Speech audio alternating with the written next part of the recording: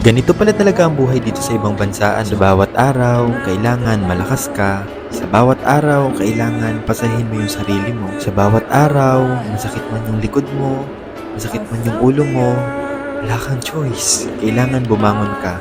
Kailangan pumasok ka. Yung tipong kahit na sumasakit yung likod mo, yung ulo mo, sa bawat umaga, nagigising ka, papunta ng trabaho. Wala. Kailangan patunayan mo na kaya mong tapusin yung kontrata na pinirmahan mo dito. Kala ko nga noon, hindi ko kakayanin eh. Pero eto na yun. Ito na yung totoong laro ng buhay. Laro ng buhay na hindi mo pwedeng basta-basta na lang subukan. Na bawat araw, kailangan lagi mong subukan.